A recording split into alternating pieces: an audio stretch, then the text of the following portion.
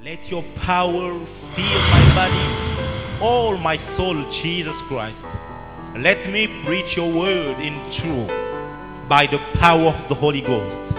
Lord, I surrender myself to you. I give myself away so you can use me.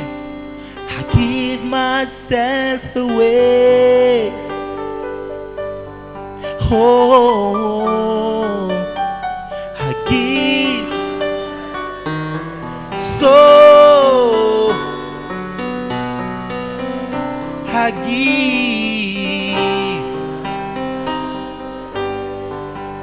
I give myself away. I give so you can. Nami pesi nami kabina yo Yesu nami kabina yo sale langai. Utilise-moi ce soir pour parler à ton peuple. Esprit de Dieu, je m'abandonne complètement. Prends contrôle de ma pensée. Prends contrôle de ma langue, de mes mouvements, de mon esprit. Permets, Seigneur, que le cœur du Père soit entendu ce soir. Prépare nos cœurs à t'écouter, Seigneur. Prépare nos esprits à embrasser ce message, mais aussi à bouger selon elle, Seigneur. S'il te plaît, transforme-nous, mais surtout, affecte-nous au nom de Jésus-Christ. Amen. Alléluia. Est-ce qu'on peut acclamer pour la parole de Dieu?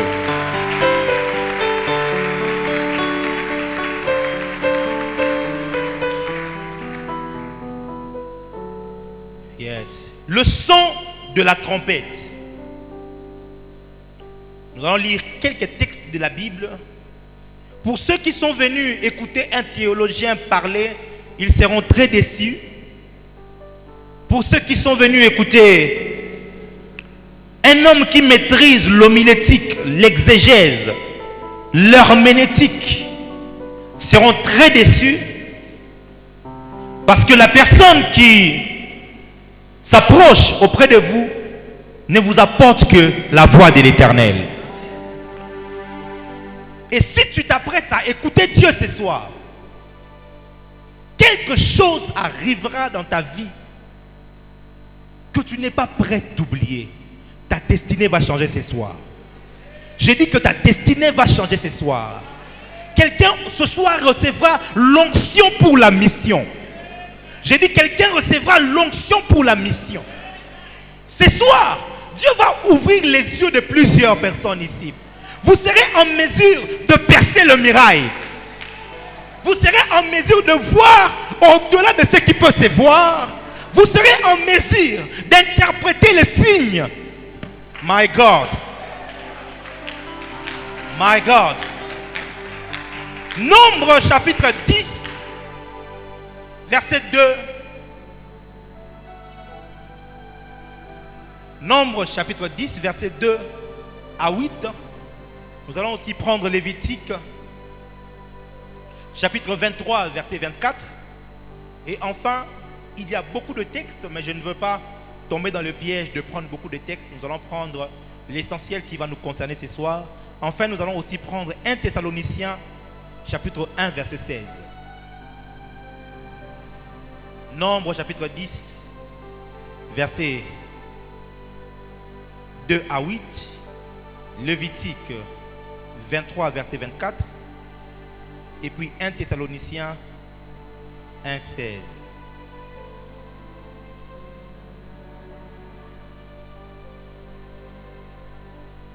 Vous y êtes? J'ai dit nombre combien?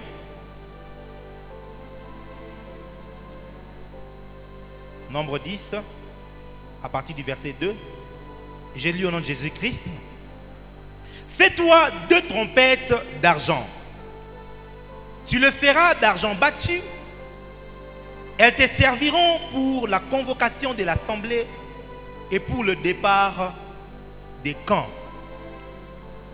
Quand quand on sonnera, ou quand on en sonnera, toute l'assemblée se réunira auprès de toi à l'entrée de la tente d'assignation.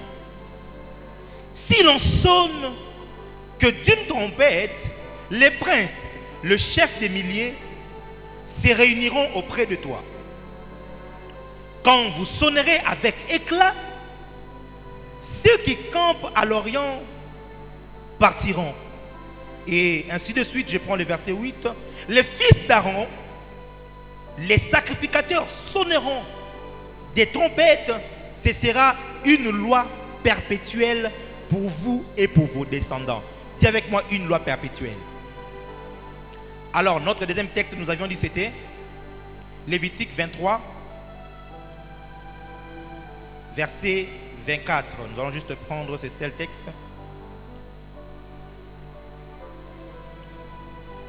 Je lis au nom de Jésus-Christ. Parle aux enfants d'Israël et dit: le 7e mois, le premier jour du mois, vous aurez un jour de repos. Publiez au son de la trompette une sainte convocation. Alléluia. Publiez au son de la trompette une sainte convocation. 1 Thessaloniciens 4, excusez-moi, verset 16. Ça me rappelle une histoire quand on priait. À l'époque, on cherchait Dieu avec les amis. 2001-2002. Alors, un frère commençait à prophétiser. Oh, nous avons besoin de mon vision. Après cette première vision, tout le monde dit Amen.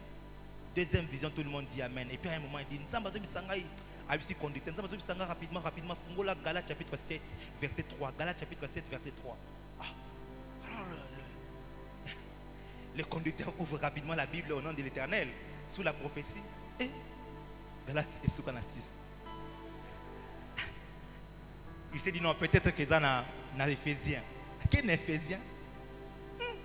Éphésiens peu. Et Soukana 6. A tout ni frère dans l'étoile, frère. Tu es sûr? Oui. Dieu m'a dit, Galates chapitre 7. Et mon conducteur wana sili qui a dit frère, kotiko sakananza mais bonibo. Alors 4 verset 16, j'ai lu au nom de Jésus-Christ. Car le Seigneur lui-même a un signal donné à la voix de l'archange et au son de la trompette de Dieu, descendra du ciel et les morts en Christ ressusciteront en premier. Alléluia. Alléluia. Le son de la trompette. J'aimerais donner 3 affirmations importantes alors que je commence ce message. La première, le problème avec l'église d'aujourd'hui, c'est que l'église est habituée à écouter les prédications. Nous écoutons tout le jour des prédications. Mardi, jeudi, dimanche, nous écoutons tous les jours. Nous sommes tellement habitués à écouter les prédications que nous savons fermer l'oreille à la voix prophétique.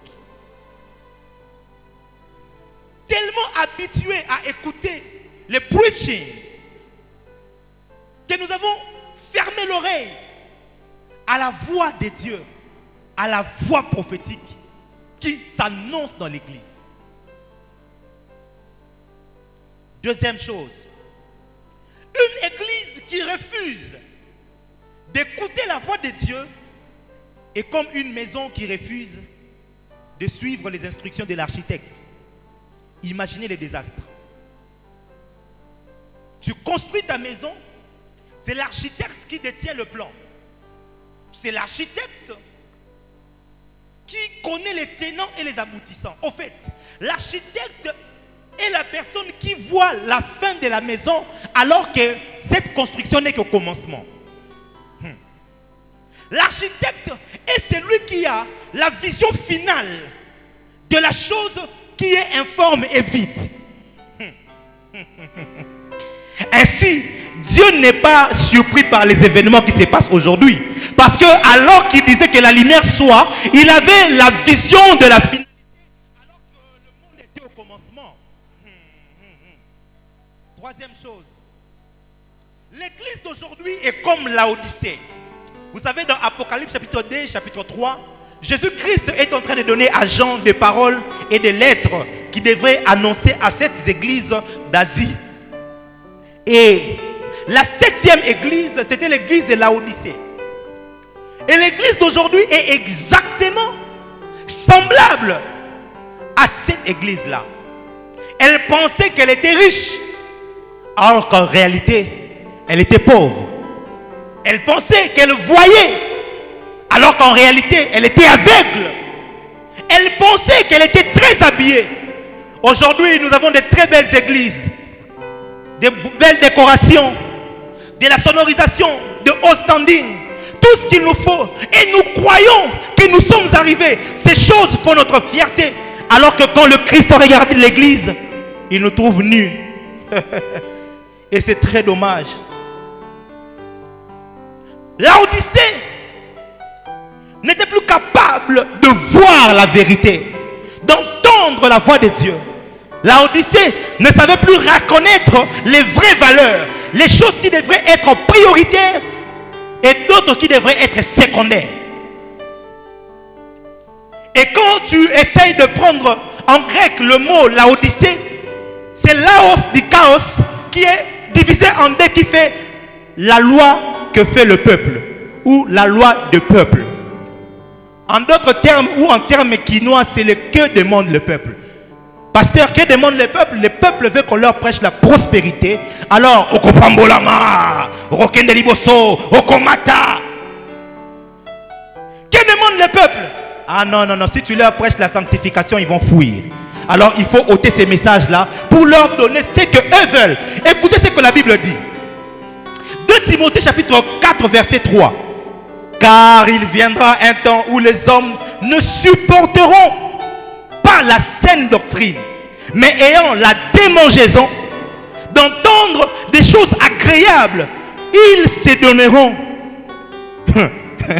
une foule de docteurs selon leurs propres désirs. 1 Timothée 4, verset 1. Mais l'Esprit dit expressement que dans les derniers jours, quelques-uns abandonneront la foi pour s'attacher à des esprits séducteurs et à des doctrines de démons. Les temps sont très mauvais, mes frères. J'ai dit que les temps sont très mauvais, mes frères. Et souvenez-vous que quand Jésus-Christ était en train de s'adresser à Jean, il ne le disait pas: écris cette lettre au peuple de Laodicée. Il ne leur disait pas: écris ce message aux croyants de Laodicée. Il leur disait: écris à l'ange de Laodicée. Parce que dans la pensée de Dieu, le peuple ou les croyants qui sont dans l'église sont le résultat de l'impact du message de l'ange qui est établi sur eux. L'église ne sera changée d'elle-même. Tu ne peux changer par toi-même, ni moi par moi-même. Ce que je suis aujourd'hui, c'est le résultat de ce que j'ai entendu. Ce que tu es aujourd'hui, Église du Congo, ce que tu es aujourd'hui, tu es le résultat des enseignements et des prédications que tu as entendues. Qui est-ce qu'on doit condamner maintenant? Dieu. N'a-t-il pas inspiré le leur, le sien? Le peuple n'a-t-il pas écouté? Ou les hommes de Dieu n'ont-ils pas prêché? Question pour un champion.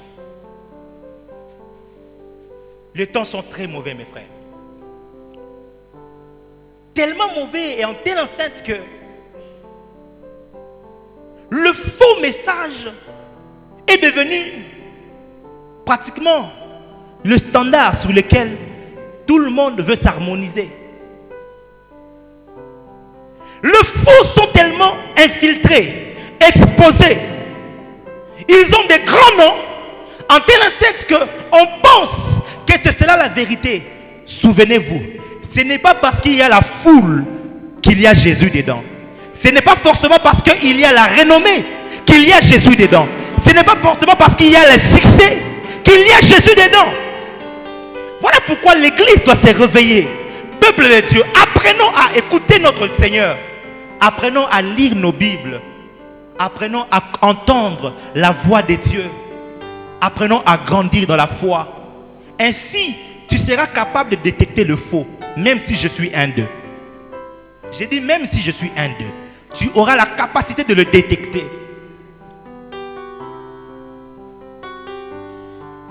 La trompette. La trompette, c'est un instrument avant. Un instrument avant. Et dans la Bible, il y a plusieurs sortes de trompettes.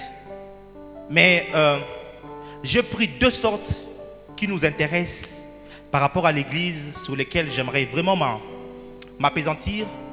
Il y a deux sortes de trompettes importantes dans Nombre chapitre 23 que nous avions lu. Non, le premier texte, oui, Nombre 10, pardon, que nous avions lu. La Bible dit que tu feras, ça c'est Dieu qui parle à Moïse, 2 trompettes d'argent. Dis avec moi, trompette d'argent. Dis encore plus fort, trompette d'argent. C'est la première forme de trompette que nous allons essayer par la grâce de Dieu d'étudier ce soir.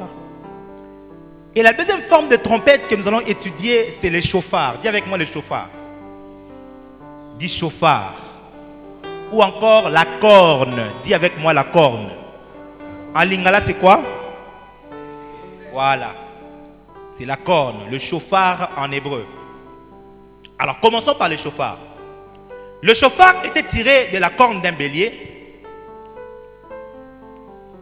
Et on prenait la corne du jeune bélier. Ça veut dire, pour prendre sa corne, il fallait que le bélier meure au préalable. Alléluia. Alléluia. Il faudrait que le bélier meure au préalable pour prendre sa corne. Mais la corne de bélier ou la corne fraîchement ôtée de la tête du bélier ne suffisait pas pour en faire un chauffard. Il fallait alors travailler cette corne parce qu'à l'intérieur de la corne, il y avait de moelle, j'ai oublié les noms animaux qu'on utilise pour cela, mais il y avait des substances à l'intérieur qui faisaient ou qui rendaient la corne très dure et qui empêchaient les sons de pénétrer. Alors il fallait ôter tout ce qu'il y avait à l'intérieur afin que la corne reste vide. Quelqu'un me suit très bien? Au fond là-bas, vous m'entendez? Vous m'entendez très bien? Dites amen bien si vous me suivez. Alléluia. Donc je disais, la corne était prise dans la tête d'un bélier. On trouait à l'intérieur. On enlevait ce qu'il y avait à l'intérieur. C'était des moelles. Vous voyez quand vous prenez, vous tuez un animal et que vous prenez sa tête, vous trouverez qu'il y a des substances à l'intérieur. Et il fallait enlever toutes ces substances-là afin que la corne reste vide. Deuxièmement, il fallait l'exposer au soleil. Et troisièmement, faire un trou au-dessus pour avoir la possibilité de souffler dessus. Est-ce que je peux expliquer? Je peux expliquer. Et sur la montagne,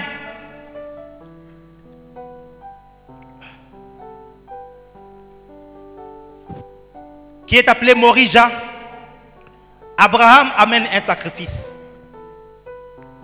qui était son propre fils. Alors qu'il levait la main et le couteau pour tuer l'enfant, une voix s'est fait entendre et dit: Abraham, ne fais pas cela. Maintenant je sais que tu m'aimes, ainsi de suite. Il dit: regarde, j'ai préparé un bélier qui est attaché à la corne. Quelqu'un est avec moi?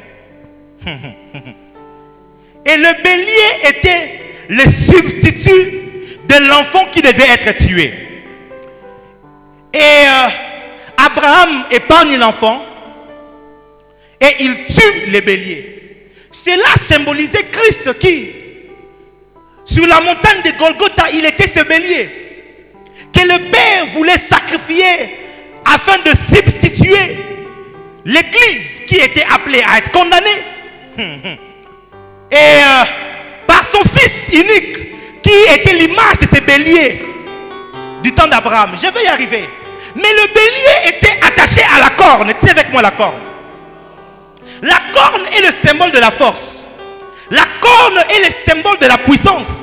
Ainsi, la puissance et la force du Fils de l'homme devaient être brisées afin que la vie puisse sortir de lui. C'est pour cela que Pierre a sorti